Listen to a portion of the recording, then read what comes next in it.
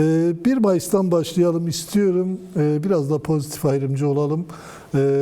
Sayın Arzu Yılmaz'la başlayalım istiyorum. 1 Mayıs sonuç itibariyle hepimizin yakından takip ettiği bir birlik, mücadele ve dayanışma günü.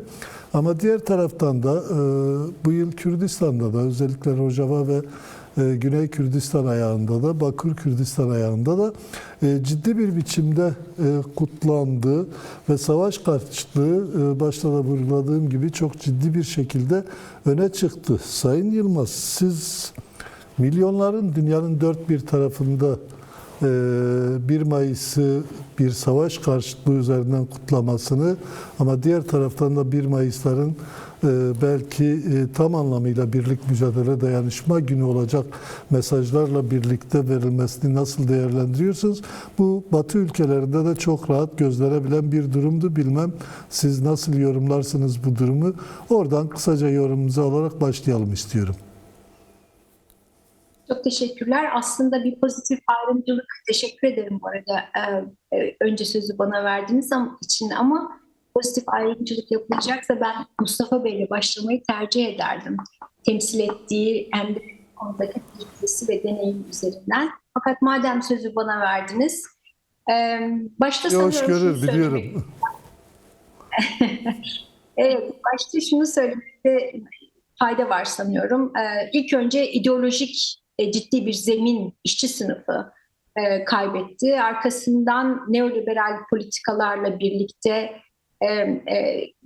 ekonomik yapıdaki ağırlığını kaybetti ve nihayetinde bugün geldiğimiz aşamada mavi yakalıların işte beyaz yakalıların da eklendiği ve çalışan yoksulluğu gibi bir yeni işçi sınıfı içerisinde, işçi sınıfında kapsayan ve daha geniş çalışanları da kapsayan bir çalışan yoksulluğu riski, daha doğrusu kategorisi ortaya çıktı ve bu kategori içerisinde en temel barınma ve beslenme gibi en temel ihtiyaçlara ulaşımda sıkıntı çeken ve çalışma koşulları açısından da işte son nereden baksanız 200 yılı aşkın bir mücadelenin sonunda kölelik düzeyinde, yani açıkça kölelik diye tarif edilebilecek olan koşullarda çalışmaya mahkum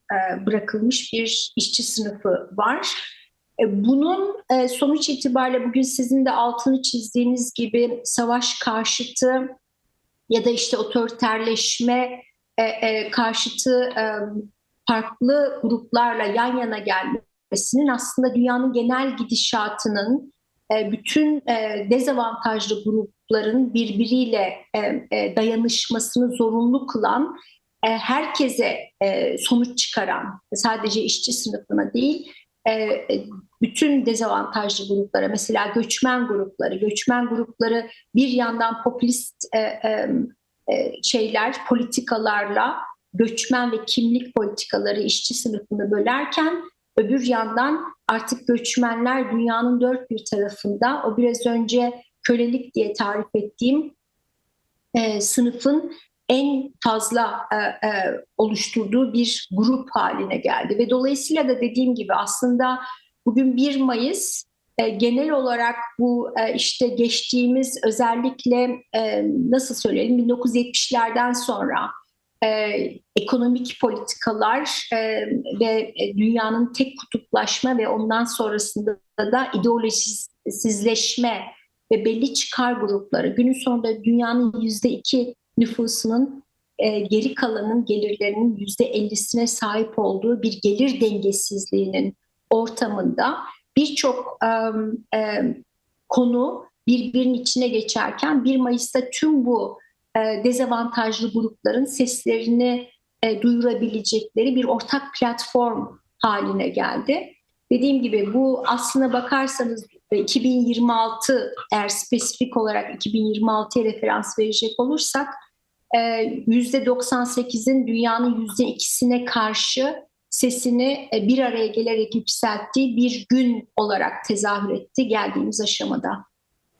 Evet, Kürdistan'la ilgili de kısa bir sorun vardı ama ben bildiğim için de yani 91'lerden sonra oralarda çok yaygın görülmezdi. 2003'ten sonra Irak'ta yaygın olarak kutlanmaya başlandı.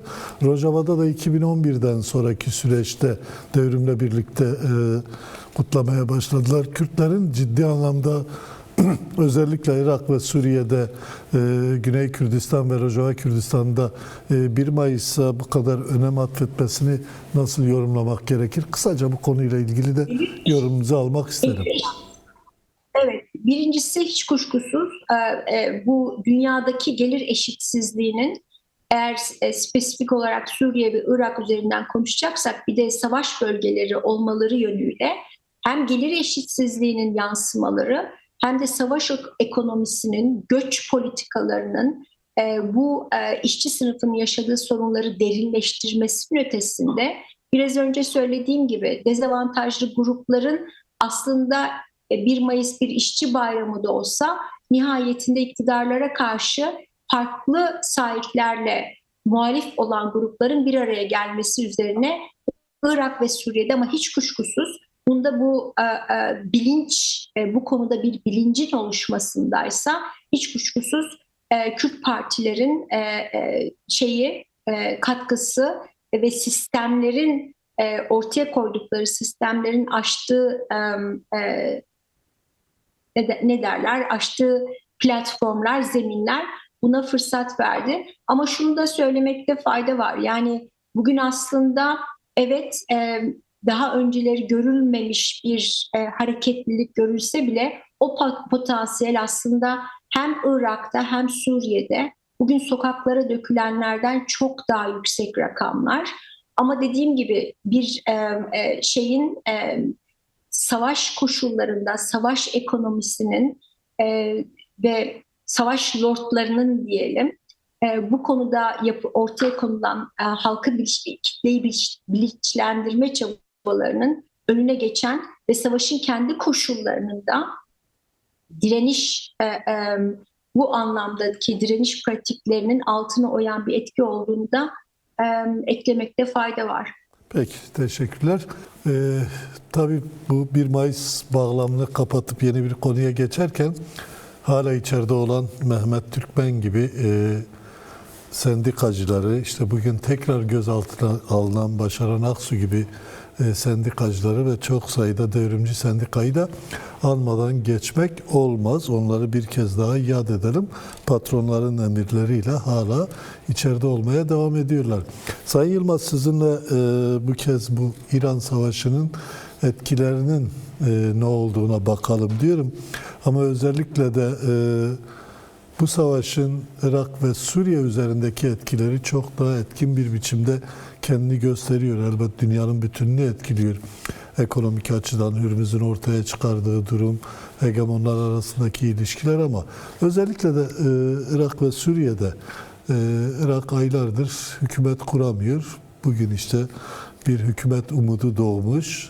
Herkesin desteklediği bir iş insanı aday olarak öne çıkmış. Suriye'de İran'ın etkisi kırıldı ama diğer taraftan hala çok bir Sırat Köprüsü üzerinde devam eden bir durum söz konusu. Diğer taraftan İran Savaşı'nın ortaya çıkardığı korkunç bir tablo var. Güney Kürdistan'a dönük saldırılar devam ediyor. Rojava Kürdistan'a dönük engellemeler hala bitmiş değil. Bu bağlamda böyle bir değerlendirseniz, totalde tablonun ortaya çıkardığı durum ne yakın bölgemizde?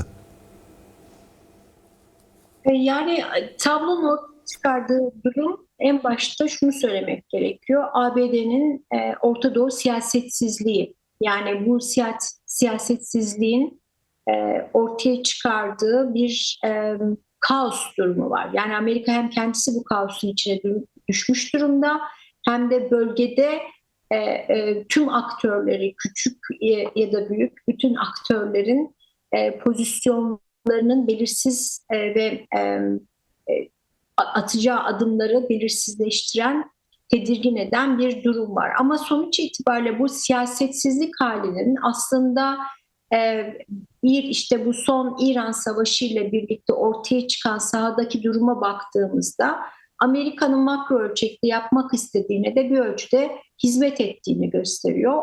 O da nedir? İşte Amerika'nın Orta Doğu siyasetini Orta Doğu'daki müttefiklerine ihale etme nihai hedefine.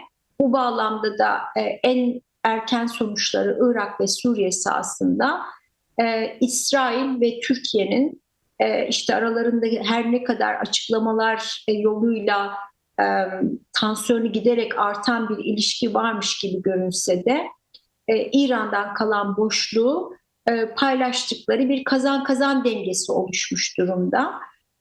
Buna mukabil aslında işte bu savaş başladığından beri sürekli muhasebe yapılıyor. Kim kazandı, kim kaybetti diye.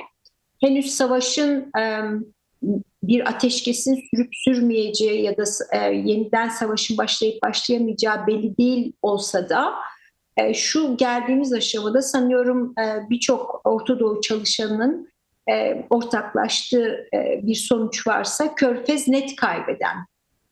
Bunu özellikle İran sonrası Irak ve Suriye'de Türkiye ve İsrail arasında bir paylaşımın tezahür ettiği tespitiyle birlikte düşündüğümüzde hatta şöyle söyleyeyim, bugün artık Körfez diye adresleyebileceğimiz bir bütünlükten bile bahsedebilecek durumda değiliz.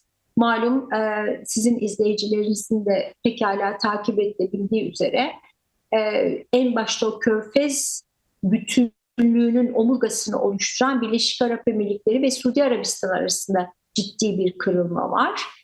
Ve dediğim gibi bu kaybeden Körfez'in ve spesifik olarak Suudi Arabistan'ın bu hali hazırda Türkiye ve İsrail arasındaki kazan-kazan dengesine sessiz kalacağını düşünmek çok beklenebilir bir durum değil hiç şüphesiz. Ama buna ne zaman ve nasıl dahil olacağı konusundaysa ciddi belirsizlikler var. Bu geldiğimiz aşamada sonuç itibariyle Irak ve Suriye arasında ilişkinin de yeni bir evreye girdiğini görüyoruz.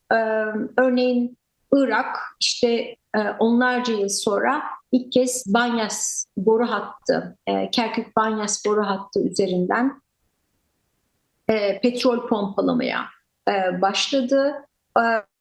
Rabia sınır kapısı açıldı ve sınır uzun yıllardan sonra Irak-Suriye sınırında merkez güçlerin yani Bağdat ve Şam'ın kontrolünün sağlandığı ve tüm bunlar dediğim gibi baktığımız zaman Irak ve Suriye'de İran Savaşı'nın henüz sonuçları konsolide olmamış, hatta neye evrileceği belirsiz olsa bile Irak ve Suriye sahasında geldiğimiz aşamada en başta söylediğimi tekrarlayacak olursak İsrail ve Türkiye arasında bir zımni paylaşımın çoktan ortaya çıktığı bir durum var ki bunun özellikle Irak Kürdistan'ı şu aşamada Rojava bağlamında henüz her ne kadar entegrasyon sorunsuz gibi sürüyor görünse de Güney Kürdistan Erbil merkezli siyaset üzerinden bir okuma yaptığımızda Kürtler için de henüz nasıl sonuçlar ya da şöyle söyleyelim ciddi riskler taşıyan bir aşamaya da gelmiş görünüyor. Kısaca şunu sorabilir miyim? Sizin açıkladıklarınızdan, anlattıklarınızdan yola çıkarak sorayım. Bir ABD-Türkiye gizli stratejisinden söz ettiniz ama görünen o ABD-Türkiye diyorum, İsrail-Türkiye. Ama görünen o İsrail'in arkasında çok güçlü bir biçimde duran ABD var. Ama diğer taraftan da İngiltere-Türkiye stratejik antlaşması yapıldı, yenilendi geçtiğimiz hafta içinde. Bu aynı zamanda hegemonik güçlerin kendi rekabetinin ortaya çıkardığı bir zımni anlaşma mıdır Türkiye ile İsrail arasındaki bu süreç? İngiltere Türkiye'yi mi arkaladı burada kendi politikalarını yaşama geçirmek için? Kısaca anlatırsanız, görüşlerinizi aktarırsanız sevinirim. Yani birincisi ben Türkiye ve İsrail arasında gizli bir strateji var demedim. Dediğim gibi İran'dan kalan boşluğu her ne kadar aralarında tansiyon var gibi Evet, görünse de evet. sahadaki gerçeklik ortada bir paylaşım olduğunu açıkça ortaya koyuyor. Bu Suriye'de de böyle, Irak'taki son gelişmelerde bunu teyit ediyor. Şimdi İngiltere bağlamında İngiltere-Türkiye yakınlaşmasının sadece Orta Doğu'yla açıklanmayacak çok önemli bir Rusya ayağı var. Yine sadece Orta Doğu'yla açıklanamayacak bir Avrupa güvenliği meselesi var. Dolayısıyla da İngiltere ile stratejik işbirliğini sadece Orta Doğu'ya odaklanarak açıklamak bence eksik ve yanıltıcı sonuçlara götürebilir. Kısaca cevaplayın dediğiniz için burada bırakayım. Peki, bu süreç önemli. Barış ve demokratik toplum süreci önemli ve Türkiye'de birçok sorunun da temel kaynağı gibi görünüyor ve bir duraksama, bir durgunluk, bir dondurma olduğu da ifade edildi bizzat Kürt Özgürlük Hareketi tarafından. Ama bu bağlamda Sayın Yılmaz, size sorarak başlayayım. 3-4 dakikayla. Sürecin ilerlemesi aynı zamanda Kürtler arası ilişkilerin de iyi olmasını, gelişmesini zorunlu kılıyor ama bu konuda da hala sanki sorunlar var gibi. Yani hala Kürtler bir ortak politika üzerinden bu yaşanan tartışmaları karşılayabilecek bir boyuta varmış değil. Bu süreç açısından değerlendirdiğinizde bunu bir handikap olarak görüyor musunuz? Diğer taraftan böylesi bir ayrışık durma. Sadece Türkiye Kürtleri açısından ya da Kuzey Kürtleri açısından demiyorum. Güneyde de bu var. Kısmen Rojava'da da var. Roşlat'ta aşılmış o görünse bile hala ortak hareket etmede, bir bildiri açıklamanın dışına geçmede ciddi sorunlar olduğu görünüyor. Siz nasıl değerlendiriyorsunuz Kürtler arası gelişmelerle bu süreç arasındaki ilişkiyi? Aslında sizin sorunuza cevap verirken Cengiz Bey'in bıraktığı yerden devam etmek sanki daha doğru olacak. Buyurun. Çünkü Türkiye aslında o Kürtleri yalnızlaştırma politikası, ki çok doğru bir tespit. Bunun bir başka versiyonu da Kürtleri kendi içinde de bölme ve ayrıştırma şeklinde bölge ölçeğinde devam ediyor. Ya da Rojava'da işte Arapların nasıl işte Rojava devrimi sonrası ortaya çıkan yapıyı çözme konusunda Türkiye'nin ortaya koyduğu çabayı, Devlet Bahçeli'nin doğrudan Araplara çağrı yaparak ve nihayetinde gelinen aşamada bugün Rojava devriminin o Suriye'deki bütün halklar için bir önermesi olarak yaptığı önerme bugün sadece Kürtlerden ibaret bir Rojava'ya dönüştü.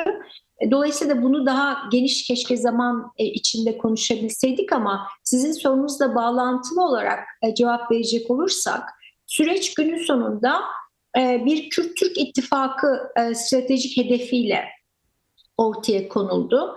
Ama ben baştan beri bunu söylüyordum. Yani evet, Kürtler bir stratejik tercih yaptılar. Türkiye ile bu Orta Doğu'daki alt üst oluş sürecinde ittifak yapmayı, en azından bu anlamda net bir pozisyon ortaya koydular. Fakat Türkiye tarafını bunu gerçekten stratejik bir hedef olup olmadığı tartışmalıydı. Ki bana göre bunu şöyle formülize etmiştim. Yani Türkiye'nin hiçbir zaman Kürtlerle ittifak A planı değil diye. Çünkü bunun da ötesinde bugün artık bir Rojava, bugün Başur özelinde şunu da rahatlıkla söyleyebilecek durumdayız ki Kürtlerle ittifak yapmadan önce Kürtlerin zayıflatılması da bu süreçte Türkiye'nin çalıştığı, elde etmeye çalıştığı, yani Kürtlerle ittifak A planı değil, Kürtlerle ittifak yapılana kadar da Kürtlerin kendi arasında da sahip oldukları güçleri zayıflatmak da Türkiye'nin hedefi olduğu net ve bugün biz bunu Başur üzerinden görüyoruz ve bu sadece dediğim gibi örneğin bir Yekiti'yle işbirliği pekala eğer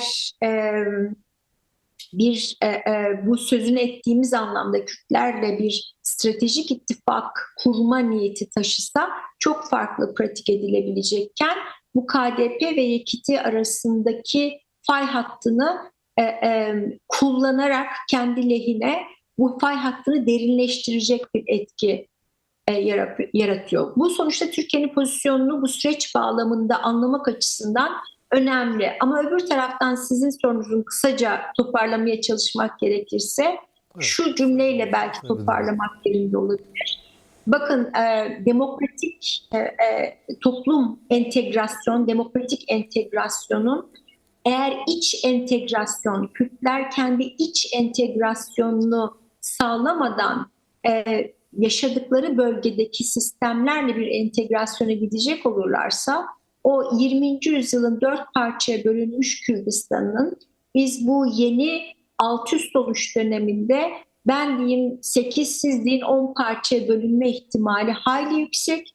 Dolayısıyla da biz bu demokratik entegrasyonu iç entegrasyon odaklı bir tartışmayla gündemleştirmenin ne kadar zaruri olduğunu gördüğümüz günlerden geçiyoruz diye düşünüyorum. Peki,